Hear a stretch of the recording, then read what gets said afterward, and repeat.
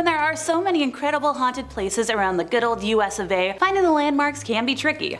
But today we're hitting up South Carolina, Texas, and California to talk about the creepiest of the creepy. Question for you: what do you consider to be the most cursed place in the US? Let me know in the comments and let's get into some landmarks. The Driskill in Austin, Texas is a majestic Romanesque hotel with modern rooms and an iconic brick facade, drawing tourists and wedding parties since 1886. It's a true Austin landmark, and according to some, a true hotspot for ghosties. According to my sources, the entire city is basically spooky central. It's a sort of town with such a grand ectoplasmic infestation that every day seems like Halloween. Ghost tours aren't just a way of making a living, they're basically an obligation, and quite possibly enforced by the mucky mucks in charge of the city. But to quote the Austin Ghosts website, the Driskill is a sweet spot that brings in all the traffic. The one place ghost enthusiasts go gonzo for. A place on Austin's haunted face that every guide wants on their repertoire. The one cherry each tour company fights over, the hotel was commissioned and paid for by its namesake, Jesse Driskill. Jesse was a successful cattle baron who had moved from Texas to Missouri with an eye for making all the money he could.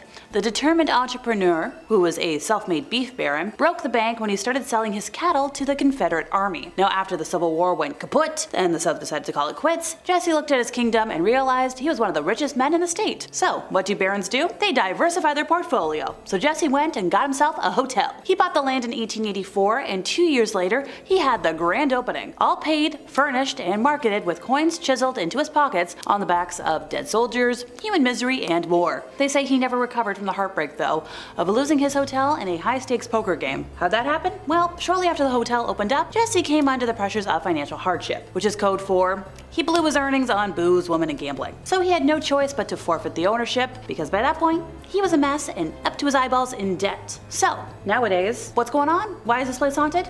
Travelers have noted eerily abnormal sounds throughout the ornate corridors, as well as phantom sightings of the hotel's namesake. Yeah, because Jesse's portrait still hangs in the lobby. One of his favorite rooms to haunt overlooks 6th Street and Brazos, and there was a consultant in town one time who woke up one night, saw somebody standing in his room, looking out the window, and this was about 3 o'clock in the morning. This guy was puffing on a cigar, and the consultant was like, "Hey guy, what are you doing in my room?" And the guy looked at him and was like, "Your room?"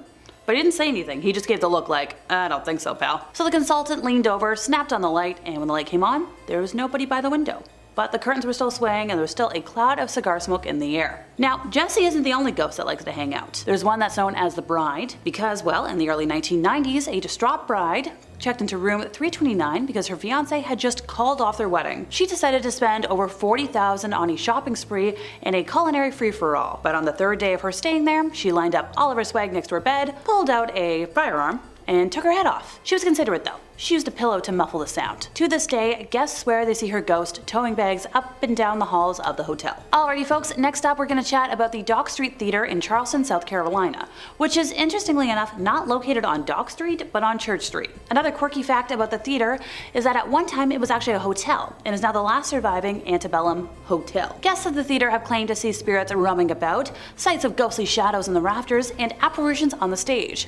Many are left to wonder just who these ghosts were. Were they failed actors? Were they longtime admirers of the theater? Or is it possible that something more tragic occurred at the building? While there have been numerous sightings throughout the building's long history, there are 2 particular spirits that have been seen more often than any of the others. One of these 2 specters is believed to be Junius Brutus Booth, the father of the infamous presidential assassin. Now, nobody is quite sure why his ghost is haunting the theater, because aside from performing at the former hotel with his troupe, and the rumor that he tried to kill the manager of the Planters Hotel, he doesn't really have any strong ties to the building. But the most frequently spotted ghostie at the Dock Street Theater is Nettie, who lived in Charleston during the 1800s and could usually be found at the hotel. She wasn't really a guest or a member of the staff. She was a bit of a freelancer. And what was her profession? The world's oldest job. Poor thing was killed by a bolt of lightning, leading to a sudden and unexpected death, and it left her with some unfinished business that I guess nobody's been able to help her with yet. Now, her ghost can be seen gliding around aimlessly throughout the theater. Some folks who have caught a glimpse of her claim that she wore a tattered yet vibrantly colored red dress. One of the most historically significant houses in San Diego,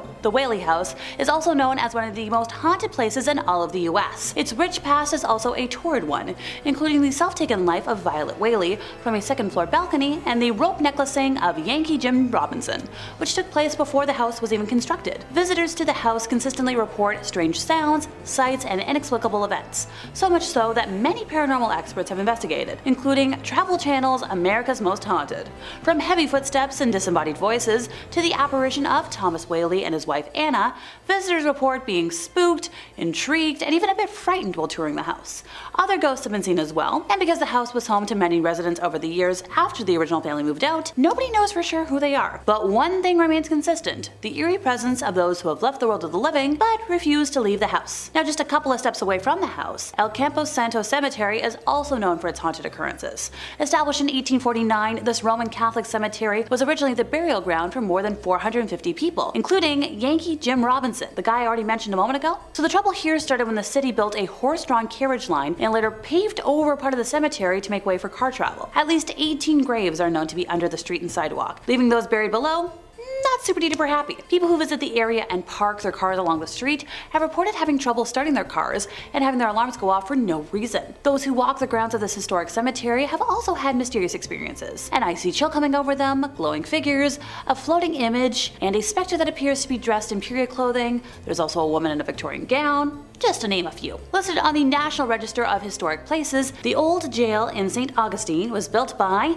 Henry Flagler in 1891 and served the county until 1953. Now, during this era, it was not uncommon for the warden and his family to live inside the jail, adjacent to the prisoners. So Sheriff Joe Perry and his family were also residents within the building, in addition to about 60 prisoners. Visitors to the old jail have a chance to walk through the men's and women's cells, see actual weapons that were used in crimes, and tour through the execution gallows. The experience is often a frightening one, especially for those who are easily caught off guard by unexpected events. Many have died and suffered with diseases within these walls, and it is believed that their spirits are still lingering. Now, the, I think, 6'8", 300-pound sheriff has been seen and heard. You've also got strange smells, heavy footsteps, disembodied moaning, laughing, jangling chains, even the sounds of dogs barking have all been reported.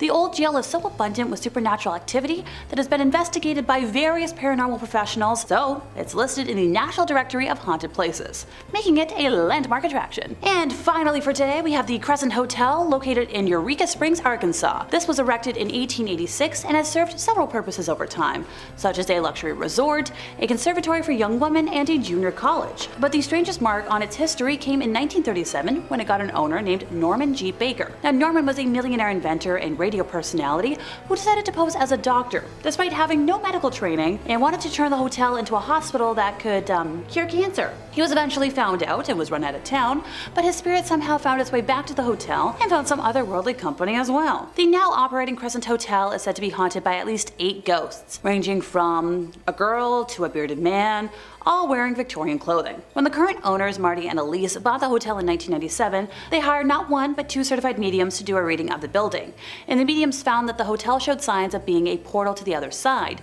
as in a dimension that holds the spirits of the dead and can be accessed by those on the same frequency as ghosts. That portal is located on top of what used to be the morgue. Now, one thing I like to stress, especially when dealing with angry ghosties, is to never disturb the graves, and a formal archaeological dig was done on the property in 2019, uncovering Norman Baker's bottle grave, with some of the glass containers clearly showing fleshy remains, while others are believed to have held his assorted curing potions that never cured anyone. If you'd like to see them for yourself, they're on display in the Crescent's morgue. Oh, totally forgot. Both the morgue, complete with autopsy table, and a walk-in cooler where Baker stored cadavers and body parts are open for public viewing. The experience comes with seeing the ghosts huddled around the morgue's autopsy table pleading for help, the reoccurrence of a Baker patient who also served as a hospital assistant being seen in and around room 419, better known as Theodora's room, the early morning, loud squeaking of wheels in the 3rd floor corridor, accompanied by sightings of a nurse pushing a gurney full of corpses down the hallway, only to see it vanish into thin air. Sounds like a fun ghost tour for me. And that's it for me once again, folks. I've been Alexa, your resident Nuki Spooky Girly, and if you enjoyed my ramblings today, could you help us out by giving this video a like, subscribing if you aren't already, hit the bell for more cursed places from us here at Top 5 Scary Videos, and I'll see y'all next time, you lovely spooky people.